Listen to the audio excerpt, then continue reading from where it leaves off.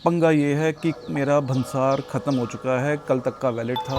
अब मैं कल रुक गया हूँ इस होटल के अंदर आके। बॉर्डर पे क्या कलेश होता है वो देखना है। अभी मैं हूँ पूर्वांचल एक्सप्रेसवे के ऊपर ये, और यहाँ पर कोई भी ईवी चार्जर नहीं है। ये लगे हैं 3-4 बड़े बड़े लगे हैं और ऐप पे आपको शो करेंगे कि वर्किंग है। 240 किलोवाट का अदानी का है, यहाँ पर अदानी का एक 60 किलोवाट का है, एक यहाँ पे 3 किलोवाट के 3 लगे हैं ना। AC चार्जर चल रहा है, इसकी वजह से दिक्कत आ रही है। रेंज बची है 34 और नेक्स्ट चार्जर है 32 किलोमीटर दूर। पहुंच पाएंगे?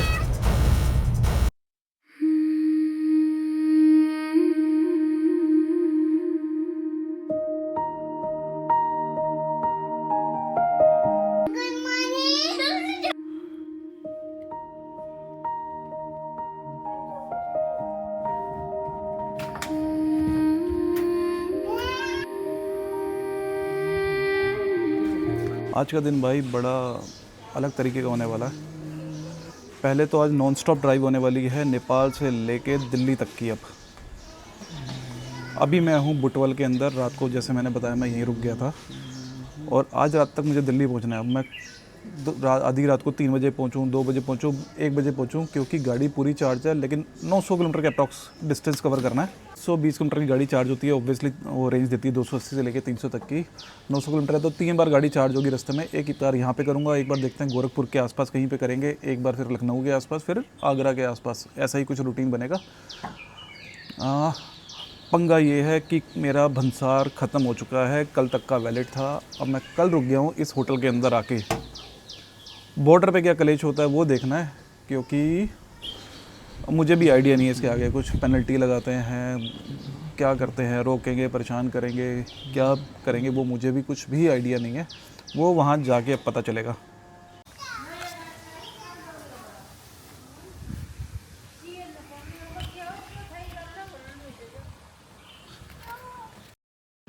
तो मैंने चार्जिंग के चक्कर में पीछे की साइड गाड़ी लगाई थी, तो यहाँ से लेन थोड़ी सी टाइट है, ध्यान से निकलना पड़ेगा। सेकेंडली विंड स्क्रीन पूरी गंदी हुई पड़ी है, आगे वॉशर में पानी ख़त्म है। ये भी आगे कहीं पे जाके सही करते हैं। अभी निकलते हैं यहाँ से नेपाल से और सीधा चलते हैं बॉर्डर की तरफ और देखते हैं क्या रहता है आज। वर्ल्ड सिटी के बाहर निकल रहे हैं तो रोड बिल्कुल अमेजिंग है। अचानक से जो नेपाल में रोड्स की कंडीशन वैसे इतनी ज़्यादा अच्छी नहीं है, लेकिन ये जो पैच है ना, ये जो रोड का पैच है ये बहुत ब्यूटीफुल है। बहुत खुली सड़कें हैं, बहुत अच्छे से ड्राइव हो रही है। पहली बार नेपाल के अंदर स्पीड आराम से 80 के आसपास पहुंच गई है। और इवन जो रोड के डिवाइडर है उस पर भी बहुत अच्छे ब्यूटीफुल पेड़ लगे हैं और थोड़ी दूरी के ऊपर बुद्धा के स्टैचूज लगे हुए हैं। रीज़न बीइंग कि यही रोड आगे लुम्बिनी और कपिल वस्तु वगैरह जाता है। लुम्बिनी और कपिल वस्तु और इन सारे एरियाज़ में जाता है, तो उस तरीके से भी इसको डेवलप किया है इन लोगों ने। तो बहुत ब्यूटीफुल रोड है। अगर कोई भी इंडिया से आ रहा है यहाँ पे, तो मैंने ये गलती करी, मैं बुटवल नहीं रुका, मैं आगे सीधा तानसेन तक चला गया और वहाँ उस साइड में मैं लखनऊ रुक गया था। अगर आप आ रहे हो, ये 1000 किलोमीटर पड़ेगा आपको दिल्ली से अगर आप आ रहे हो, लेकिन ड्राइव करके आ सकते हो, क्योंकि आगरा एक्सप्रेसवे फिर लखनऊ एक्सप्रेसवे दोनों बहुत अच्छे बने हुए हैं। उसके बाद गोरखपुर एक्सप्रेसवे भी बहुत अच्छा बना है और आप आराम से बुटवल, क्योंकि 30-35 किलोमीटर दूर पड़ता है बॉर्डर से, तो इजीली बुटवल तक आप आ सकते हो। तो अभी पुलिस वाले ने एक ने रोक लिया था, कह रहा साइड लगाओ। सुबह का टाइम है, 7:30 हो रही है। मैंने साइड लगाई, कह रहा आपका नंबर प्लेट आगे का नीचे गिर रहा है। वो कल किसी ट्रैक्टर वाले ने टच कर दिया था आगे गाड़ी को, तो नंबर प्लेट टूट गई है, वो थोड़ी सी नीचे लटक रही है। वो इंडिया में भी 2-3 लोग रोकेंगे, पक्की बात है। उसको आगे देख के कहीं सही कराना पड़ेगा। एक बार तो मुझे लगा, मैंने कहा हो गया काम भाई, आज अब भंसार के नाम के ये मांगेगा या कुछ भी पंगा पड़ेगा। तो आ गया भाई, यही बॉर्डर है, यहीं पर भंसार चेक होता है। सारी गाड़ियाँ लगी हुई हैं, आगे दिख भी रहे होंगे 2-3 चेकिंग वाले। यहीं पेपर चेक होंगे, देखते हैं क्या बनेगी बात। पेनल्टी। तो फाइनली इंडिया के साइड पहुंच गए हैं। आधा घंटा 40 मिनट ख़राब हुए, बहुत कुछ हुआ, पर एंड में वही हुआ जो होता है हर जगह, जो इंडिया में भी होता है। सबका सपना मनी। नए ट्रक लगे हुए हैं इस साइड, काफ़ी देर होगी चलते हुए मुझे। 500-700 मीटर तो आगे आ ही गया होगा बॉर्डर से। तो ये जो ट्रक्स लगे हैं भाई, ये मेरे को लगता है कम से कम ये 5-6 किलोमीटर का जाम होता है। एक यही रीज़न था कि मैं इस बॉर्डर से एंट्री नहीं करी थी। मैं लखनऊ वाली साइड से, उधर से लखीमपुर खीरी वाली, बढ़नी वाली साइड से होते हुए गया था। उसका एग्जैक्टली सिर्फ यही रीज़न था कि यहाँ पे ट्रक बहुत सारे होते हैं, और आगे की जो नंबर प्लेट टूटी है उसकी वजह से भाई बड़ी दिक्कत हो रही है गाड़ी चलाने में। हर दूसरा आदमी टोक रहा है कि इसको देखो, इसको देखो, इसको देखो, हर बंदे का यही है। और आगे बोर्ड आ गया, दिल्ली है 908 किलोमीटर, ये देखो जी 908 किलोमीटर दिल्ली है। एक ये टायर वाला बैठा है, इससे बात करते हैं कि अगर ये सही कर दे तो। अयोध्या है यहाँ से 223 किलोमीटर, इसकी वजह से दिक्कत आ रही है। यहाँ कोई बैठा तो दिख नहीं रहा मुझे, शॉप खाली पड़ी है भाई। 200 लोग इकट्ठे दिखे हैं तो समझ जाओ भाई कोई गैस एजेंसी है। यहाँ पे गैस की काफ़ी ज़्यादा शॉर्टेज है। तो भाई तब से फ़ोन में लगा हुआ है, इसको हॉर्न मारता हूँ, कभी इसकी इधर जा रही है, कभी इधर जा रही है। थोड़ा सा स्पेस है, अगर लग गई।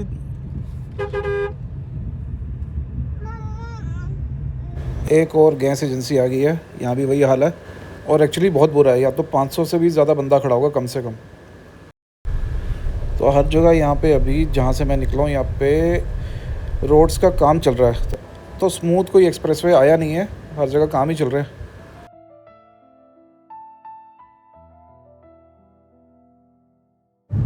ये भाई बोलेगा कि नंबर प्लेट टूटने वाली है, इसने अपनी बाइक स्लो करी है इसलिए स्लो करी है, ज़रूर बोलेगा।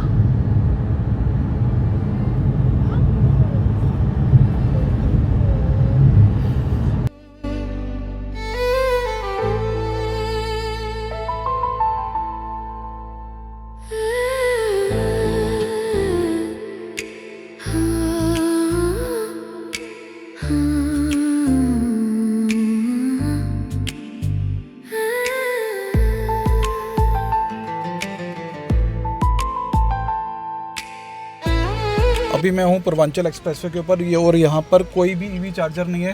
ये लगे हैं 3-4 बड़े बड़े लगे हुए हैं, और ऐप पे आपको शो करेंगे कि वर्किंग है। 240 किलोवाट का अदानी का है, यहाँ पर अदानी का एक 60 किलोवाट का है, एक यहाँ पे 3 किलोवाट के 3 लगे हैं। डीसी चार्जर तो दूर की बात है, एसी चार्जर में नहीं चल रहा। और यहीं साथ में ही एक जियो का पंप है, उसके ऊपर भी जियो का चार्जर लगा हुआ है, जो कि अंडर मेंटेनेंस है, क्योंकि अभी पेट्रोल की भी शॉर्टेज है, तो पेट्रोल का भी बहुत बुरा हाल है। और मेरे पास अब कोई चार्जिंग नहीं बची है, मुझे समझ नहीं आ रहा यहाँ से मैं क्या करूँ।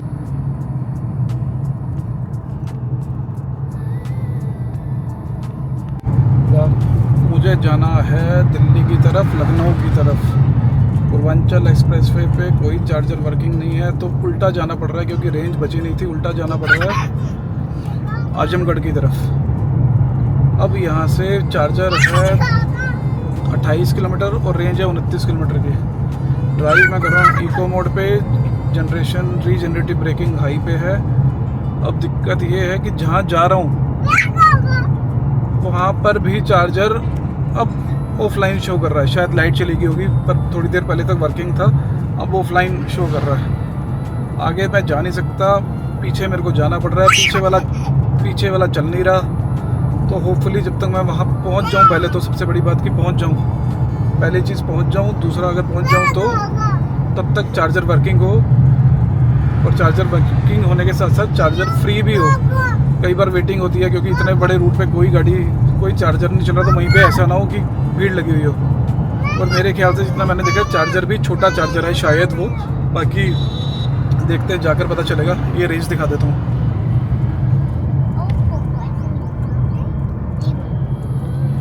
तो आज के दिन में मुझे वैसे ही टोटल ट्रैवल करना था 1000 किलोमीटर।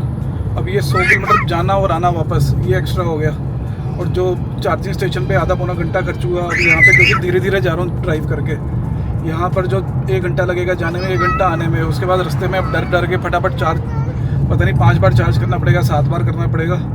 तो ये लगता है सुबह तक ही दिल्ली पहुँचेंगे।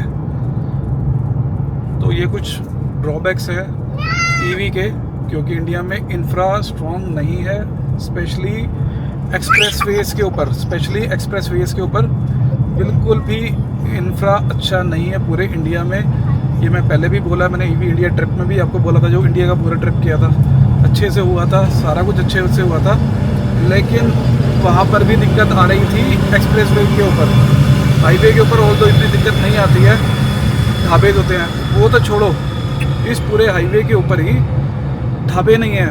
मतलब सुबह से बच्चे भूखे बैठे हैं, कोई खाने का रेस्टोरेंट नहीं आया, पेट्रोल पंप भी नहीं है। 1-2 पेट्रोल पंप आए हैं, वहाँ पर भीड़ लगी है, उसकी फ़ोटोज़ मैं आपको डाल देता हूँ। शायद इंडिया में पेट्रोल भी ख़त्म हो रहा है या न्यूज़ ऐसी कोई चल रही होगी, तो पेट्रोल पंप के ऊपर इतनी भीड़ है हद से ज़्यादा।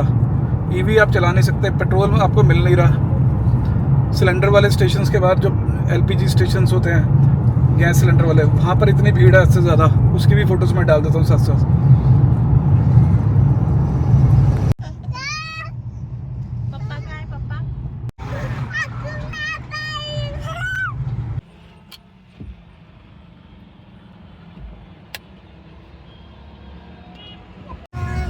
फाइनली भाई 1.25 घंटा वेट किया है मैंने। 1.25 घंटा वेट करने के बाद गाड़ी चार्ज हुई है 62%, 66 है, 4% पहले ही पहुंच गया था मैं, तो थोड़ी सी टेंशन अब कम हुई है।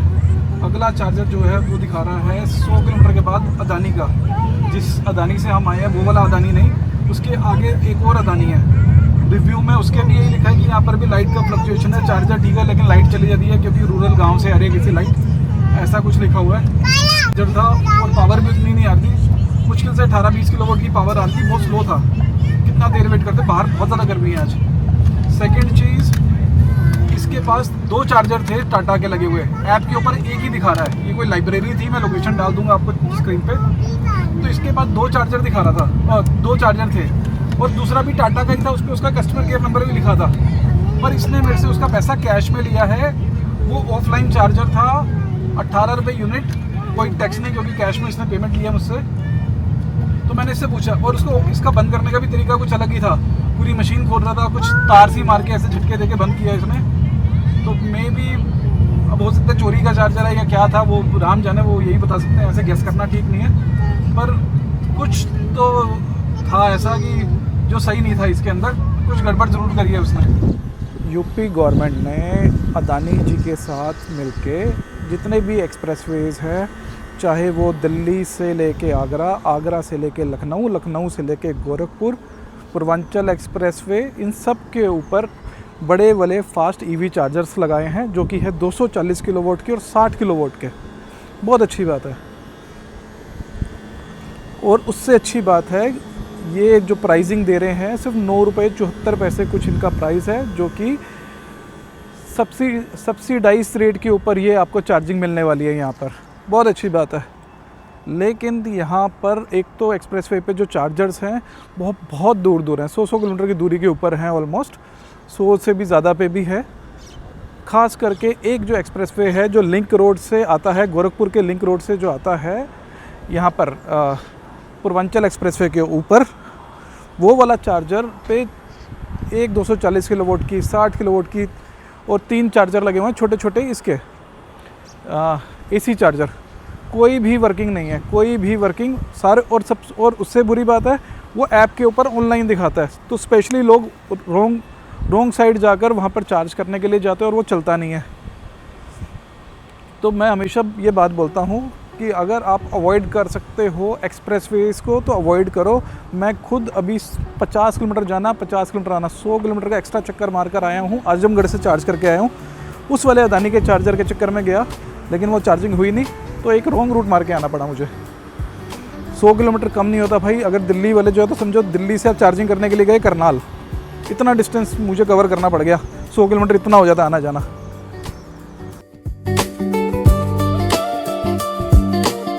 शाम ढले रास्ते मुस्कुराए, हवा में कुछ बातें पुरानी आए, सड़कें भी जैसे गाना गाए। चल पड़े हम, मंजिल कहाँ जाए। सूरज ढलता रंग फैलाए, दिल में हल्की सी गर्माहट लाए। कांच पे झलके शहर के साए, दिल बोले चल और आगे जाए। शाम का सफर दिल के साथ चल पड़ा हर मोड़ पे। लखनऊ आ चुका है, 2 किलोमीटर लखनऊ दिखा रहा है।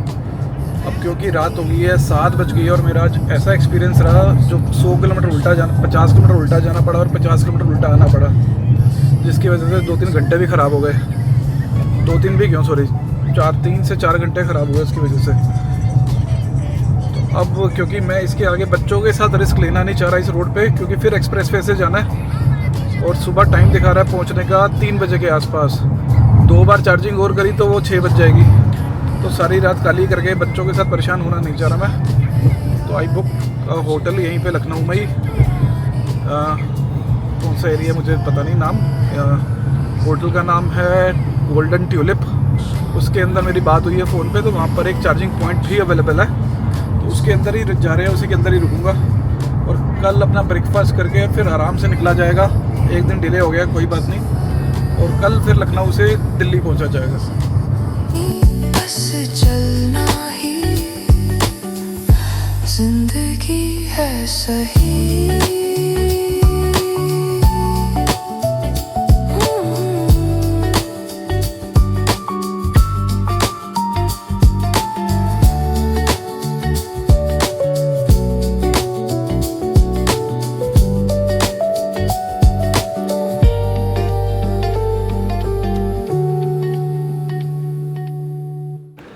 लखनऊ के पेट्रोल पंप पे भी वही हाल है।